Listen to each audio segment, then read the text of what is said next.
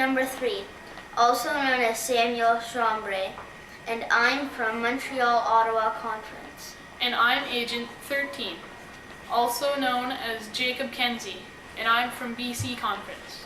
And we interviewed Stephen Mabee, candidate for moderator. Nominated by Toronto West Presbytery.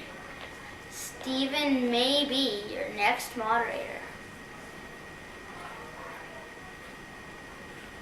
When Stephen was 7 years old, he fell down some stairs and broke his arm. He had to have his Cub Scout uniform cut off, and he now has a scar that I think looks like a tree.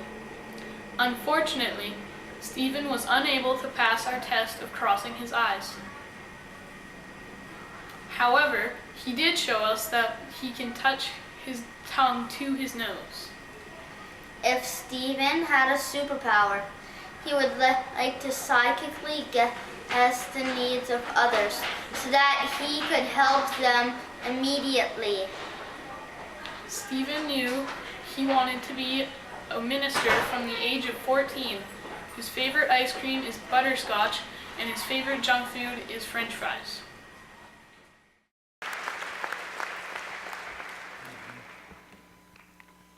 Moderator, General Secretary, Commissioners, friends and guests, it's a privilege to address you for a few moments this morning. The two questions that we are trying to answer are, where is God calling us and what might we bring to this job? I would suggest that we look back and forward in answering that first question. The Hebrew faith called on its devotees to love God with heart and mind and soul and strength, and to love our neighbor as ourselves. These two commandments are at the foundation of Hebrew religion. They were affirmed by Jesus, and they become the call to action for his followers too. This is our starting point. This is our ground, our terra firma.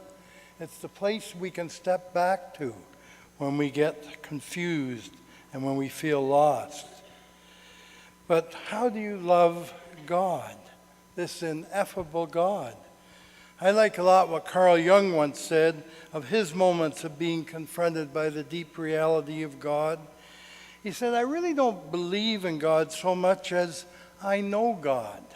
In other words, he talked about the experience of the very depth when we are overwhelmed by something. And then he talked about later trying to explain it with concepts and words. And that's really where we're at. The experience is still there. It still seeks us out. It still calls us. It still wants to move us so that we become actors in God's creative story in this world. And so, that is still our response, how we love God. And how do we love others? How do we love ourselves, which seems to be part of that? What is the truly loving thing to do? In changing times such as ours, perhaps the first thing is that we be open, that we be receptive as this call comes to us.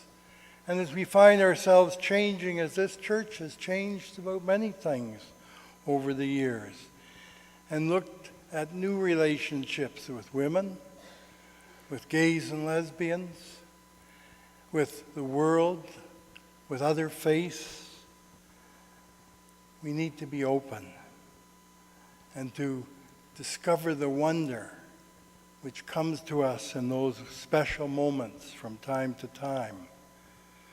So love God with heart and soul and strength and mind, and love your neighbor as yourself. But be surprised sometimes as you do this, where it leads and where it takes us. I have an image that becomes stronger and stronger for me. That is the image of the global village in this age of technology, in this age of instant communication all over the world. we are drawn closer and closer together.